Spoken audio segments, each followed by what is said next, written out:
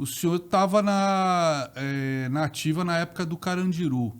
Essa página que foi virada junto com a população, com a mídia, dentro da própria polícia, ou ainda é um fantasma que... O Carandiru, eu tenho um livro chamado Diário de um Policial, onde tem... Foi meu segundo livro, e eu faço um apontamento crítico sobre isso daí. Eu tenho comigo que Carandiru é a crônica de uma tragédia anunciada. E por quê? Porque na década de 70, início da década de 80, quando tinha uma rebelião em presídio, como é que a polícia resolvia?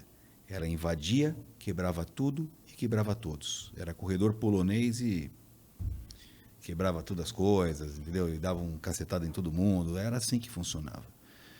Isso só um probleminha. Quando tinha uma crise mais séria num presídio, por exemplo, uma rebelião com reféns, era natural morrer alguns. Ninguém falava nada.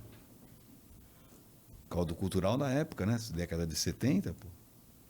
A pegada era essa, e quem não tinha que reclamar. Tivemos várias crises em presídios onde houve mortes. O que aconteceu em 1992? Mais uma, só que foi no Carandiru. 6.000 pessoas lá dentro. A tropa invadiu e teve gente que, de certa maneira, até comemorou o resultado, né? Salvamos 5.900. Alguns falaram isso. Só que a sociedade falou, não, vocês mataram os 111. Era outro momento. O que nós estamos falando? Vamos comigo. 84, direta já. Olha, 64 a 79. Coisa dura, pesada. Aí 5, escambau. 79, Geisel resolve fazer aquilo que chama abertura democrática. Lenta, gradual e segura. Ares democráticos sopravam por aqui. Emenda Dante de Oliveira, a gente queria ter eleição direta, perdeu a emenda. Dante de Oliveira foi um deputado de primeiro mandato que propôs a eleição direta para presidente. Foi votada no Congresso, perdeu. E aí teve a última eleição indireta, que foi Tancredo e Maluf. Vocês lembram disso, né? Eu não lembro, mas eu lembro, eu era mais novo, mas eu sei. Tancredo ganhou, mas não levou, porque morreu. Né? E depois a próxima eleição direta foi em 90 que entrou o Collor. Primeiro presidente eleito diretamente. 84, direta já. 88, Constituição Federal. Constituição Cidadã. Só o artigo 5º da Constituição é aquela enormidade de direitos né, para as pessoas, etc. Tal. E o Brasil já estava num outro momento, cara. Num outro momento.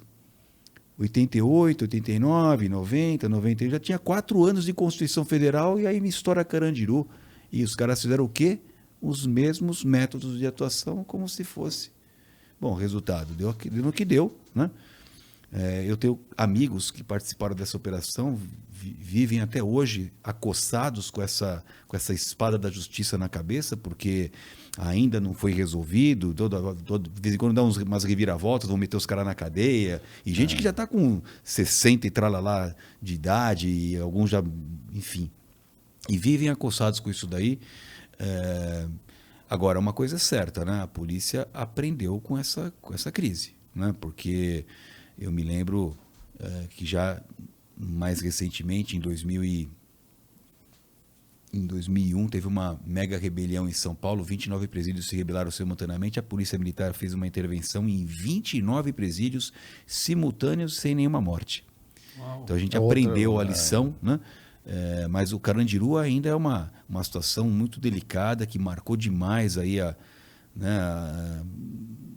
vida da polícia, a reputação de uma série de profissionais que lá estavam, e foi uma coisa assim muito, muito ruim, mas eu diria que foram vítimas da história, né?